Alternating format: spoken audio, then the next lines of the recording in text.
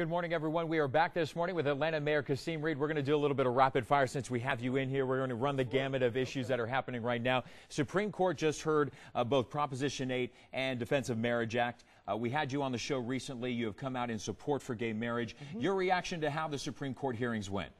My reaction is mixed. The Supreme Court doesn't seem to want to go the entire way. Right.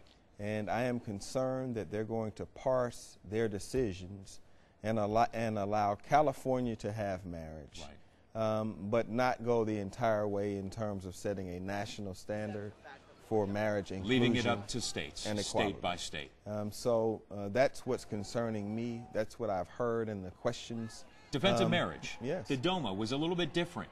And many people believe that they will overturn the defense of marriage. You know, they're more hopeful than I am, though. I mean, I thought that it was very important that President Clinton came out, made a very strong statement, and said that he felt that DOMA was a mistake.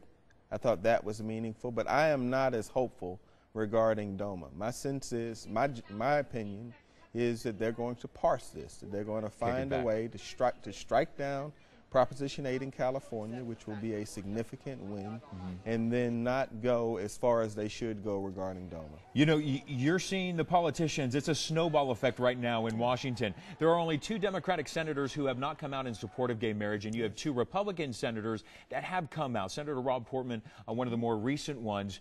Do you think that eventually here that Republicans are going to come forward and have a presidential candidate that supports gay marriage? I mean, we're seeing this snowball effect in just the past couple of weeks before the Supreme Court rules. Well, I mean, I think this issue is over. We just now have to do the work. Catch up to it. So this is not unlike when we passed major civil rights legislation and the law changed, and then the period of implementation after major change takes a lot of work.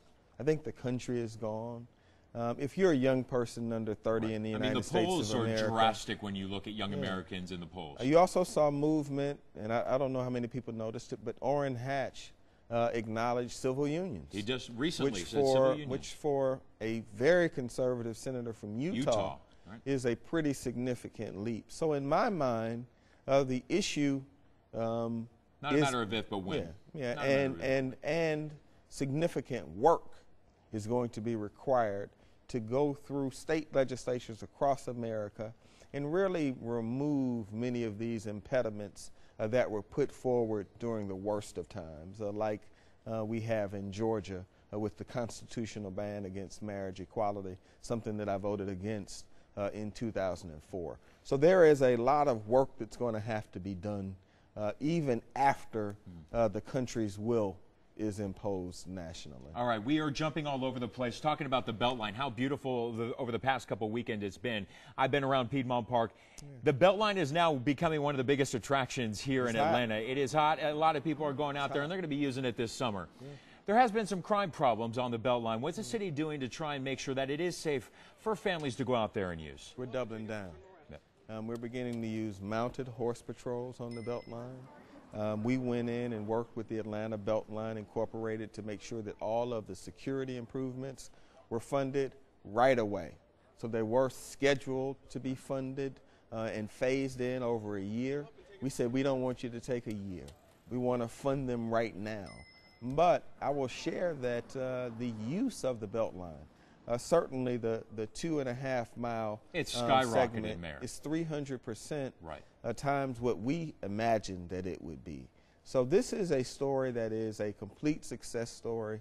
Folks who know me know that when it comes to public safety, I have no higher priority. And that's the reason why we built the police force that we did. So when we started having challenges on the Beltline, we could comfortably deploy more officers there.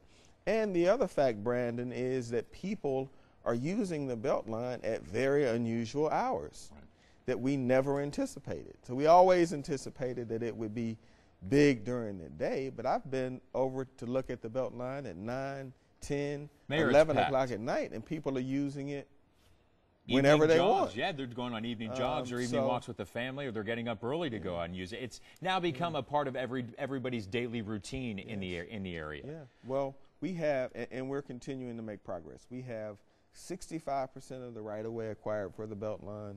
I'm very hopeful that we will get 75% of the right-of-way acquired, but I'm going to do everything that it takes to keep folks safe there, no matter what it takes. All right, very good. Let's talk about health issues. We only got a minute and a half left. There are some local bars here in Atlanta that are going on their own volition here to ban smoking in bars and restaurants. Should there be a ban on smoking in bars and restaurants? I'm giving that consideration right now. They've done it in New York. You know, Mayor Bloomberg was kind of the lead on that, and it worked. People were so against him when he first did it. I know, but you know, I'm giving it consideration. Obviously, I supported a good amount of legislation banning smoking when I was in the General Assembly. I don't know if today I'm prepared to commit banning smoking universally without talking to business owners. But I will share that it's my personal preference that this happen, but I don't know if I'm prepared to move legislatively yet. That'd be the most honest answer I can give you. But support of those bars and restaurants that are doing it on their own? I support all of the private sector businesses that are making the judgment to provide healthier environments for their patrons. And that's where I believe we should be. I just don't know if I'm prepared as the leader of this city to make that ban citywide in every business without having a larger conversation. All right, very good. Atlanta's Mayor Kasim Reed, thank you very much for your time. Thank you, We appreciate it.